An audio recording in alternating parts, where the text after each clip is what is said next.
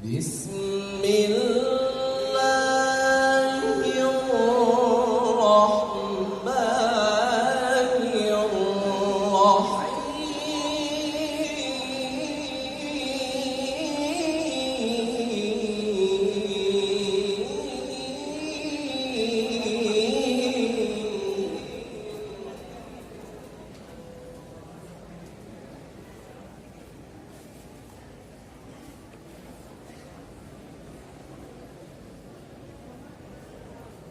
إن هذا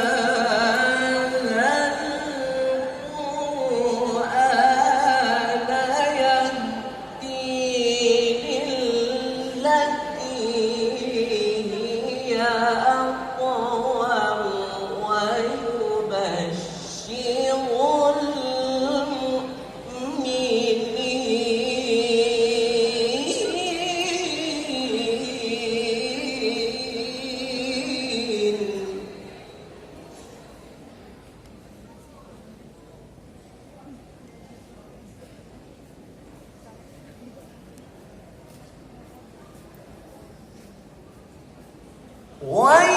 ويبشر المؤمنين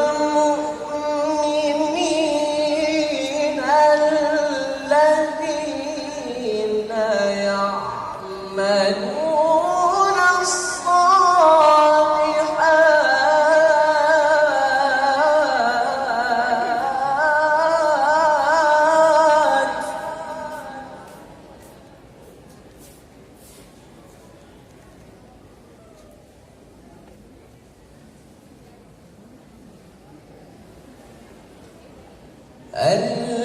الذين يعملون الصالحات أن لهم أجرا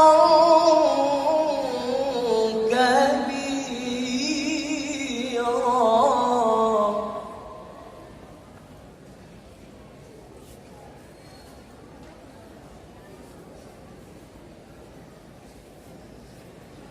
وأن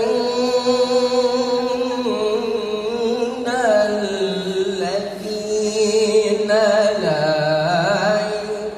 يؤمنون بالآخرة أعتدنا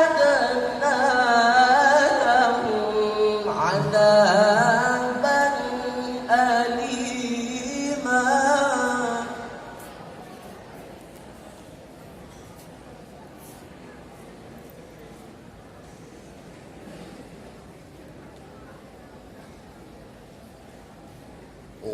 ويدعو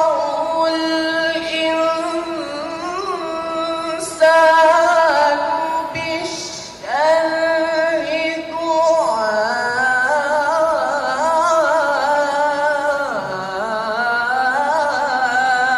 دعاءه بالخير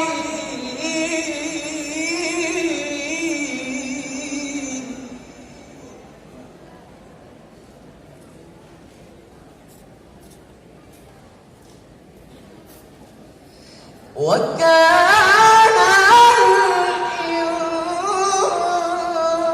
الإنسان عجولا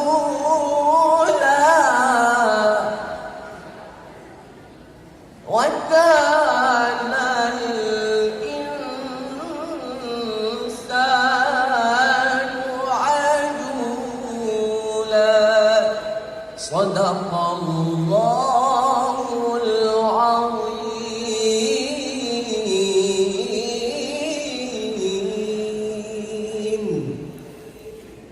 Assalamualaikum warahmatullahi warahmatullahi wabarakatuh. April 2024. Waalaikumsalam.